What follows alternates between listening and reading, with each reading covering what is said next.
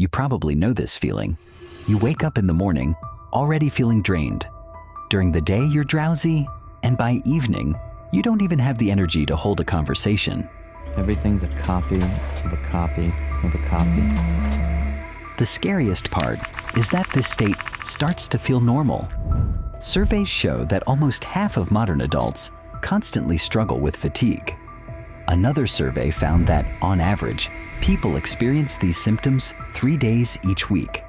One poll even asked what the most common emotion people feel is. The answer? Tired and empty. This is a real epidemic, and experts have introduced a special term for it: chronic fatigue syndrome. But how does it develop? What causes it? And most importantly, what can we do about it? In this video, we'll explore these questions in detail, so make sure to watch until the end. It will be both interesting and useful. So let's begin. And by the way, don't forget to subscribe to my channel and hit the bell so you won't miss any of my new videos.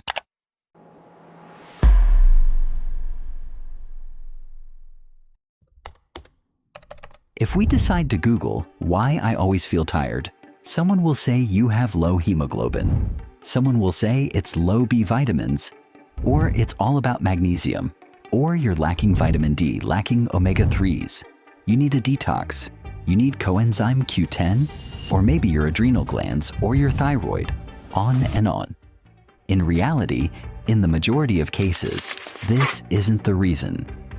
Influencers, as usual, are just looking for quick fixes and easy solutions.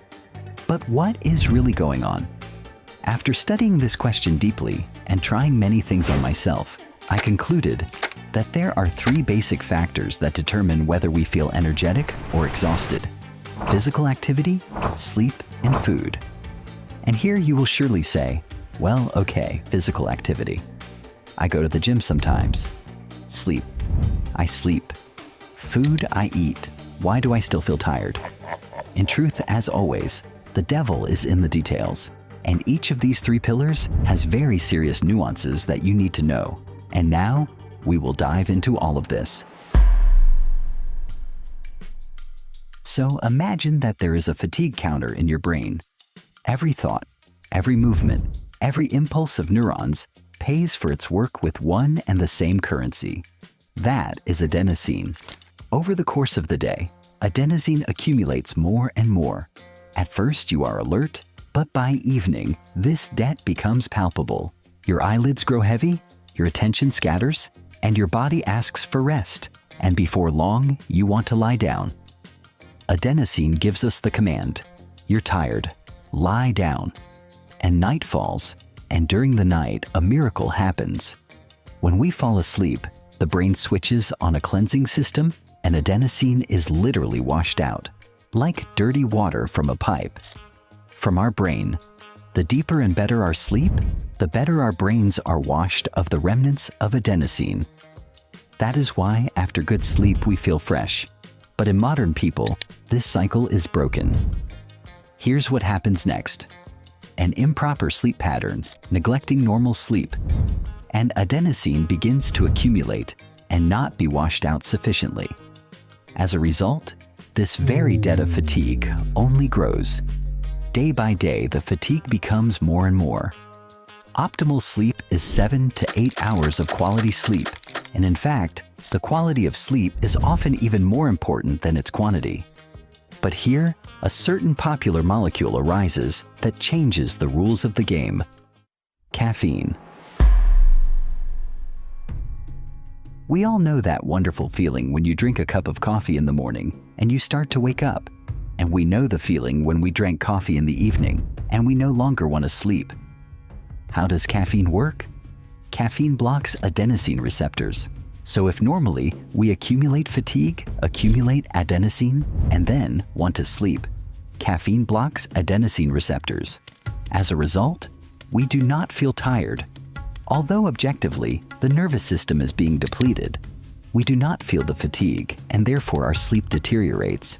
We begin to sleep worse and further increase this very debt of fatigue. That is why excessive fascination with caffeine starts to lead to chronic fatigue. And what's most interesting is that the half-life of caffeine is around 5 to 7 hours. That means that after 5 to 7 hours, 50% of the dose remains in your blood. After 14 hours, 25%. And when you go to bed in the evening, caffeine is still circulating in your blood, and so until morning. That is why we so often see people who drink many cups of coffee suffering from chronic fatigue syndrome, because this exhausts the nervous system and disrupts sleep and recovery. Well, we have examined the sleep factor here, but how does sport affect the feeling of vigor? Imagine that in each of your cells live tiny power plants. These are mitochondria. Their work is simple and ingenious: to take oxygen and nutrients and turn them into pure energy, into ATP molecules. It is they that move our muscles, keep us toned, make our brain work, and in general provide all our life-giving strength. And a very common problem in people with chronic fatigue syndrome is when the mitochondrial system goes wrong. Insufficiently developed mitochondria give less energy than they could. As a result, the organism switches into a mode in which it constantly feels tired and strives to save power. Modern lifestyle, sedentary work, constant stress, unbalanced nutrition, all this disrupts the work of mitochondria. They degrade and function less and less efficiently. So in the context of our chronic fatigue syndrome, mitochondria are not just some batteries. They are actually a deep foundation, and physical activity is what most strongly restores our mitochondria, which begins to give us more strength. In fact, to think that because of sport you will have less strength, it seems logical, but that is a misconception. Those people who start to exercise regularly, and I know this from my own experience, very quickly notice that there is actually more energy throughout the day. Paradoxical? In fact, it is easy to explain.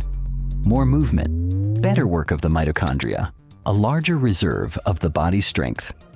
All right, we have dealt with adenosine and with mitochondria. And what about our neurotransmitters? Because so much is said about them. Meet Orexin, the neurotransmitter of wakefulness. Orexin is a neuromediator that is produced in the brain and is directly connected with our sense of energy and concentration. When there is little orexin, we feel sleepy. When there is a lot of orexin, the brain works briskly and efficiently. Orexin was discovered relatively recently, and this caused a scientific sensation because it answered so many questions. How can one increase the natural production of orexin? Firstly, as it turned out, all the same physical activity. Even 20 minutes of aerobic exercise significantly increased the production of orexin. Periodic fasting or limiting calories also had a positive effect. A lack of food steadily strengthens the orexin signal, and this explains why during fasting many people feel much more focused and lively, and when they, on the contrary, have stuffed themselves, they feel sleepy and lazy. Adequate protein consumption also positively influences orexin. A number of amino acids stimulate the orexin system and can smooth out drowsiness after carbohydrates, and normal body weight also has a positive effect on orexin.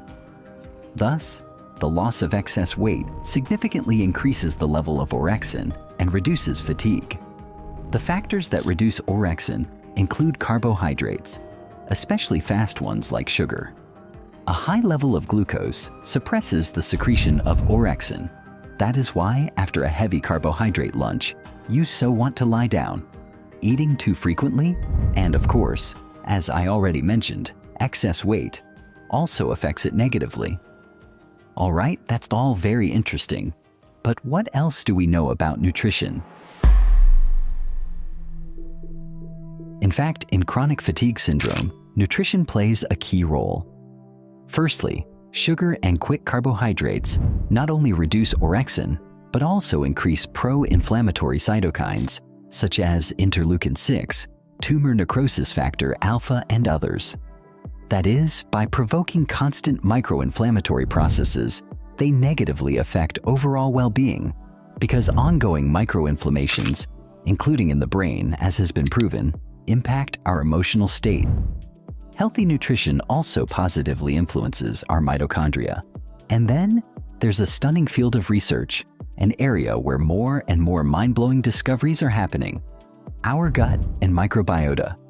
People with chronic fatigue often have an excessively high content of pathological microbiota in their intestines.